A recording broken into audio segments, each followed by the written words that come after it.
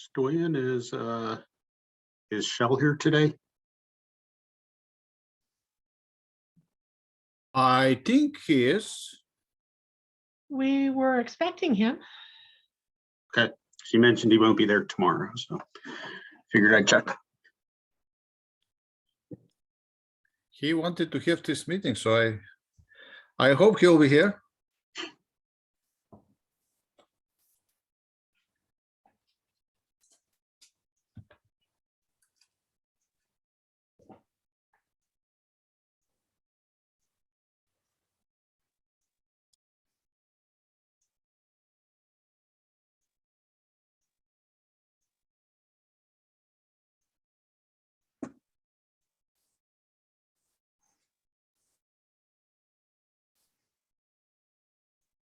There he is. Good afternoon, everybody. All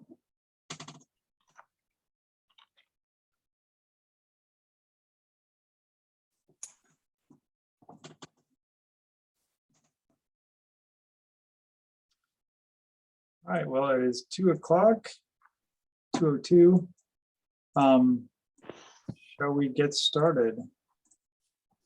Welcome to the first MVE committee of 22. We are remote and we will probably be remote for at least a little while. I'm not going to do a whole lot of welcoming, but everybody welcome. Krista, do you want to do a roll call?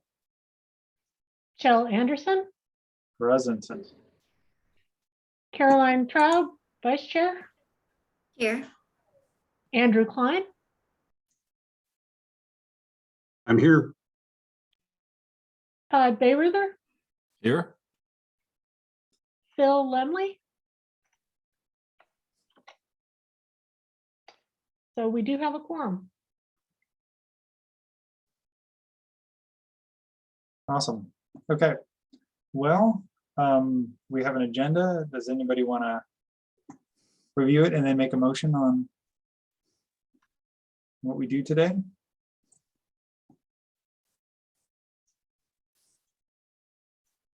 I move to approve the agenda as shown.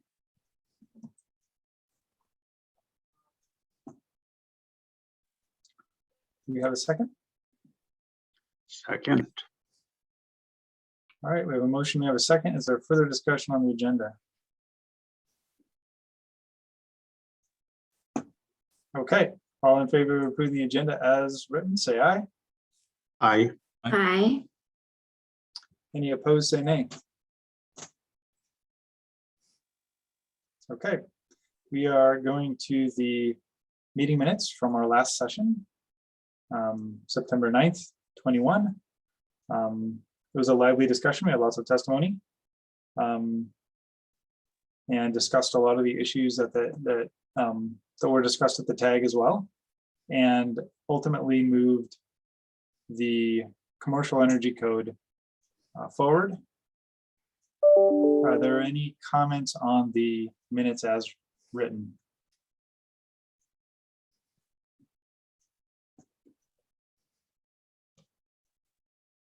Okay, then I'll entertain a motion to approve them as written.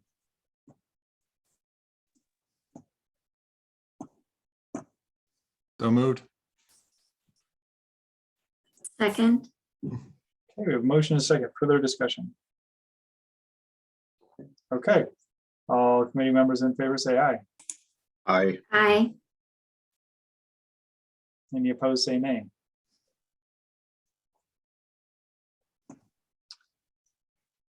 And Jay, you had chatted something. I just, Shell just was not included in the roll call, but wanted to note I was appointed to this group at our last full SBCC meeting. Great, well, welcome. I will Good add to be you to here. my roll list. Yep. Okay, so energy code tag report on the residential 2021 integrated draft. So I'm going to do a summary of that for a couple minutes, and then we'll see if anybody wants to dive into what is in there. Basically, there's nothing really controversial that we discussed. I'm going to go over our mandate for what the tag was supposed to do. So the tag convened in December, and our mandate is to compare the 2018 residential energy code to the 2021 model code. Most of the language is cleanup or alignment or rearranging, adding definitions or clarifying definitions from the model code. Where there's a stringency change, we are asked to use the most stringent one, which we did in almost every case. The result is a base code for proposals for the 2021 residential, which will, after it goes through today and the council meeting upcoming, it will be put out for proposals from the public. So this code, with any discussion today and tomorrow, will be the base code for the proposals. And are there any questions on the goals or the process that went into this before we go into the integrated draft is what it's called.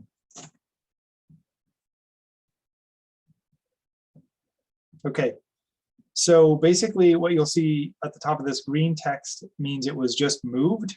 Same language, just moved. And the red text is added, being underlined or deleted, is stricken.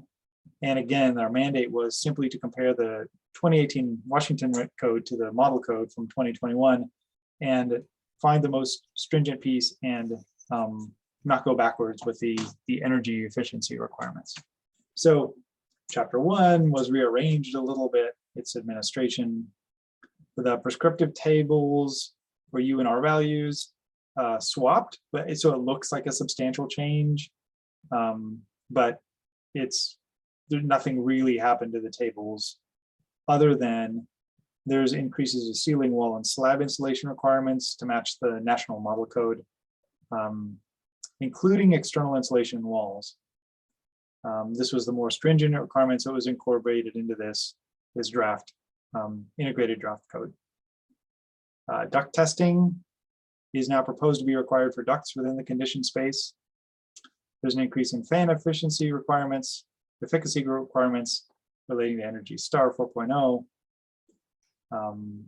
There's required testing for ventilation system flow rates. There's a requirement for 100% high efficacy lighting. There's new lighting controls requirements. And then lastly, the R406 table, which is a majority of what the TAG and the MVE and the Building Code Council will discuss when we get proposals in. A majority of the advancement of the code will be in the R406 options table. That was left unchanged in the integrated draft because it's really, really complicated to change it. And we wanted to entertain members of the public to submit code proposals to provide those changes to the R406 table. So are there any questions about what I just talked about, or any concerns or considerations?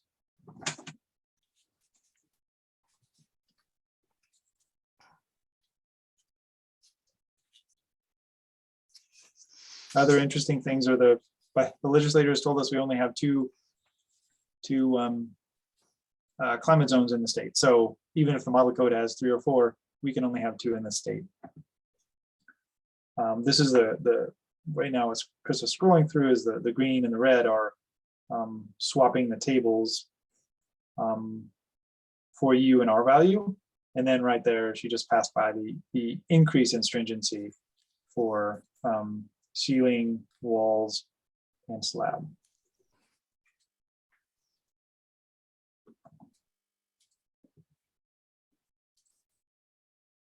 Larry. Yeah, so we've had 5 for years. So how do we choose what we're going to do? You're talking about climate zones? Yeah, yeah, the climate zones. Yeah, so we have 4 and 5 and 4C, I think, and 5, and we have maintained those. And the other climate zones that other organizations might put in our state, we have basically separated it into, moved them into the 5 and the 4. It's not drastically different. The requirements in the code are not drastically different. or not even hardly noticeably different between the ones that the model code would have us do and the ones we have. But I Yeah. thought we had climate zone 3 too in our state, 3, 4, and 5. I don't know that off the top of my head. We have 4C, 5B, and 6. And the new one that they just added was 5C. So we've moved both the 5C and the 6 into the requirements for climate zone 5. Okay. So all those little sub-climate zones, they all got recategorized into the 5 or the 4. Yeah, and the legislature would have to do something about that before we could. We can't do anything about it. Did that just happen last year? Because No, it's been in the legislation for years, and we have simply abided by it. okay. Thank you. Mhm.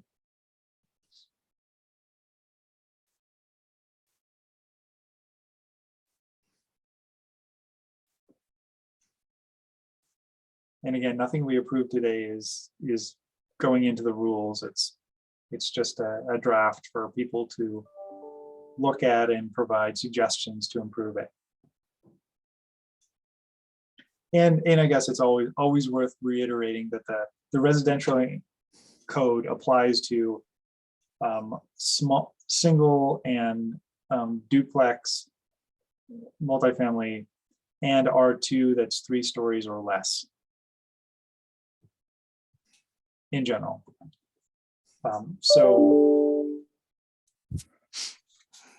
it doesn't apply to all residential. It just applies to residential 3-story or less generally.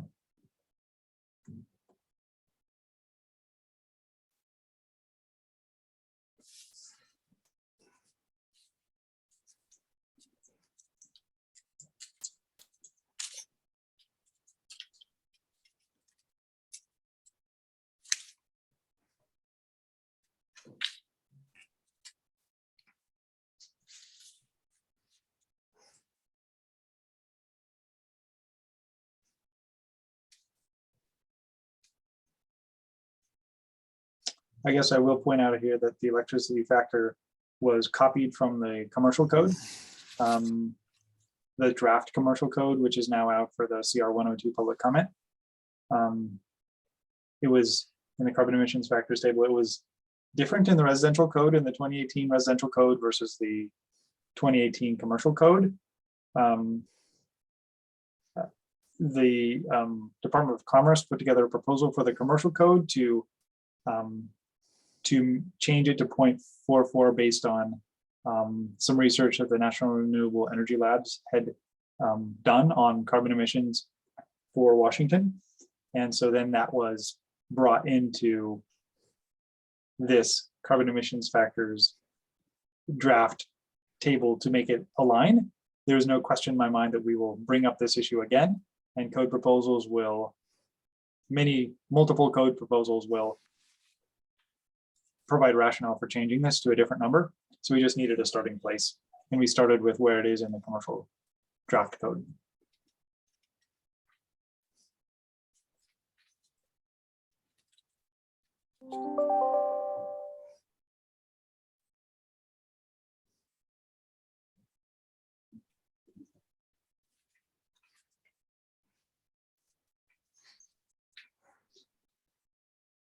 And a lot of what you see on the screen now is just changed section numbers, that kind of thing.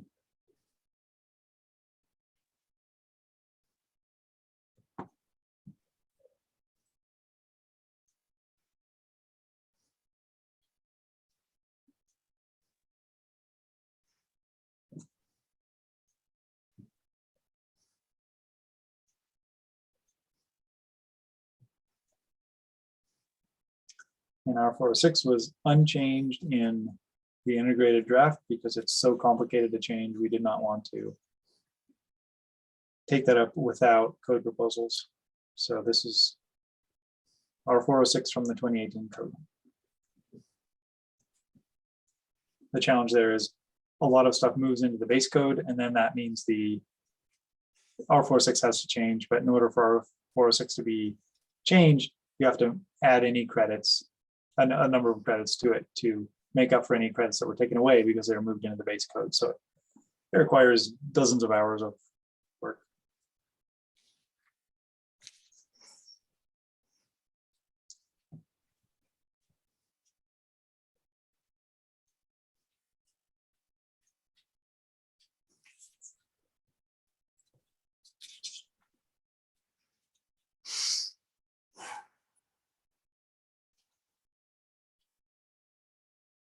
And then lastly, this will have a time frame to it where if we approve this today and the Building Code Council approves it shortly, then it will go out for the code proposals very soon.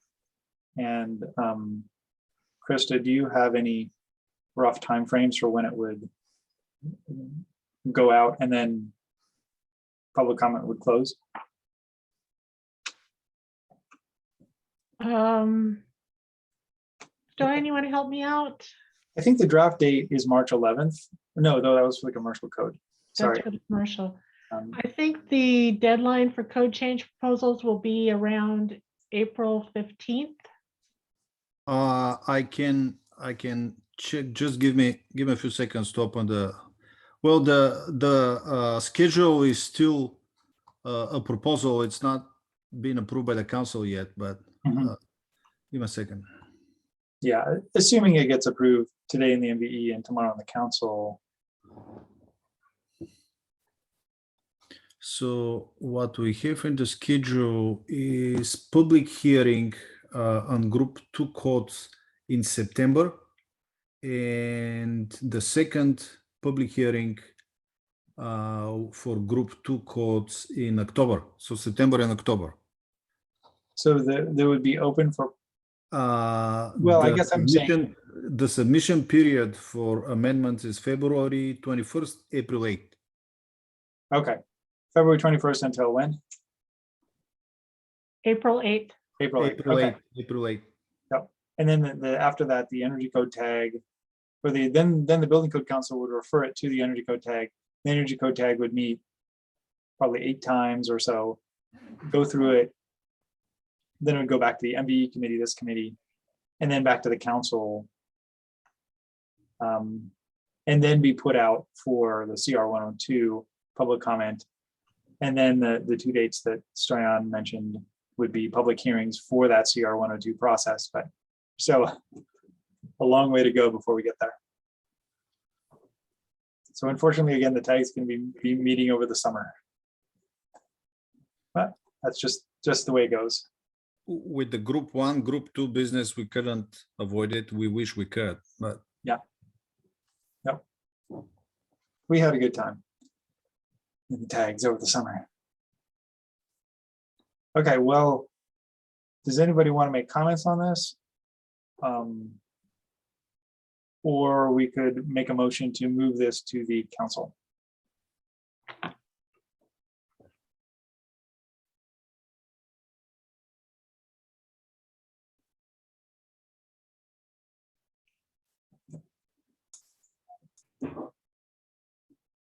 Yeah, Chell, I don't think I have any comments at this time. I'll make a motion to move this forward to the council for consideration tomorrow.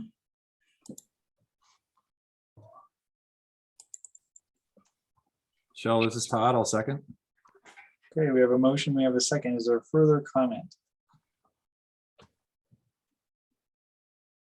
Okay, all in favor of the motion to move this to the council tomorrow, say aye. Aye. Aye. Aye. Any opposed, say nay. Okay. This moves to the council. Thank you very much. And the next agenda item is Caroline, right? Yes. Thanks, Chell. So I'm gonna similarly just review a bit of our process and just a brief summary of our work. So the mechanical tag met 4 times in December and January.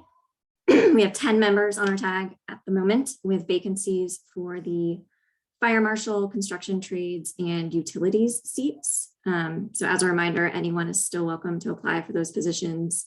Please reach out to Krista if you're interested, and she can guide anyone on that. So at our first meeting in December, we reviewed background information, including logistics, communication, tag bylaws, code resources, the code adoption process, and the 3 codes our tag is responsible for: the mechanical code, the mechanical chapters of the residential code, and the fuel gas code. So we then spent a bit of time just ensuring everyone was clear on the 2 tasks that we were trying to accomplish in this initial phase of tag work. And those were the existing amendments review and the significant changes review. So the goal with the existing amendments review was to look at each existing 2018 Washington State Amendment and see if there was a 2021 change to that section that somehow impacted that existing amendment, either by modifying it or removing it. So a good example of that is one you kind of see in front of you for section 101.2. So staff recommended keeping the state amendment, but updating the reference to the latest editions of NFPA 54 and 58. So on this existing amendments review, staff had already gone through each Washington amendment and made a recommendation. So the tag member task was really just to review that recommendation and determine if the tag agreed or would like to suggest a tweak of some sort. And in nearly all cases, we agreed with the staff recommendation regarding existing amendments. So the second task was the significant changes review. So the task here was to look at the 2021 model codes, red line and significant changes reports, and list out and briefly describe each change and indicate whether it was a significant change, whether it had cost impacts, and then whether a state amendment of some sort would be needed. And for nearly all cases, we recommended to adopt the 2021 model code changes as is, with an overall goal of creating as much alignment with the model codes as possible. As part of our process, we also discussed areas where there may be interest in submitting a code change proposal to create a new amendment. As in this first phase of the process for the mechanical code, we were not able to change or update something that did not directly pertain to an existing amendment and a significant change. So ideas to clean up existing language, those need to be submitted as a code change proposal. We just talked about that within the 60-day window, with those submissions starting in mid-February. So our tag was exceptionally responsible, with most members attending every meeting and everyone completing their assigned homework on time. This was greatly appreciated and allowed for efficient meetings and discussion. So that is a bit about our process. The 45-page report in front of you documents the recommendations for each existing amendment and significant change. I guess, Krista, if you drag to the bottom of the document, there is a helpful summary. So that summary of review table there. So regarding significant changes, the tag identified 8 2021 model code changes with cost impacts, and those are highlighted in green throughout this table. Some examples of those items include: there's a new IMC requirement for oil-fired appliances to be equipped with a device to stop burner operation in the event of an obstructed vent. There's a new IMC requirement for wood-burning residential hydronic heaters to be EPA certified. There's a new IRC requirement for dryer closets to have makeup air. So that's just a couple examples. So as you can see, there were 54 Washington State amendments retained as is. 14 were slightly modified and 6 were removed. There was little disagreement or controversy, I guess, on the recommendations in this document. I think out of anything, the most discussion was had on ventilation related topics. And I think there is some expectation or hope that a code proposal will get submitted to better describe some types of the whole house ventilation requirements and how those apply to different residential occupancy types. I think lastly, I'll just note we are trying to ensure that this code cycle update addresses the requirements of HB 1050, last year's legislation relating to reducing greenhouse gas emissions from fluorinated gases. So that bill requires we adopt certain references to some safety standards. So I think Krista is staying on top of that, identifying any gaps between the model code updates and the legislative requirements. I think that completes my report out. Krista, is there anything you would like to add? No, I think that pretty much covered it. And I'd also like to thank all the TAG members for helping out and doing all the heavy lifting. It's much appreciated. Agreed.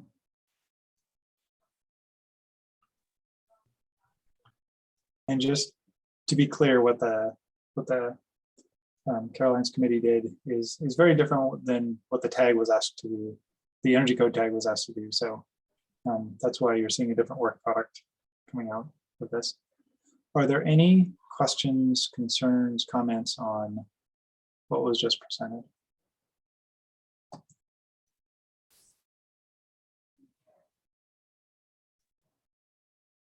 Very organized. Thank you. Thank you to Krista.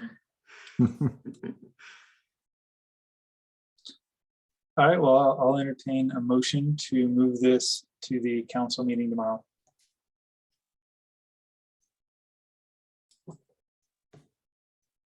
This is Todd. I'll make a motion to move to the council.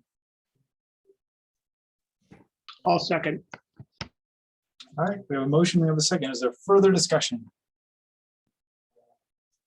Okay, all in favor of moving this to the council tomorrow, say aye. Aye. Any opposed, say nay. Okay, this passes, and that means we are to next agenda item. Is there any other business for us to attend to?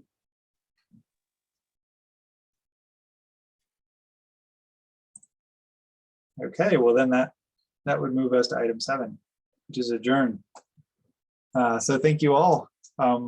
We are adjourned. I'll see you, many of you at the council meeting tomorrow or other times. Well Take care. done. Thank you. Thanks, Charles. Thanks, everyone. Thanks.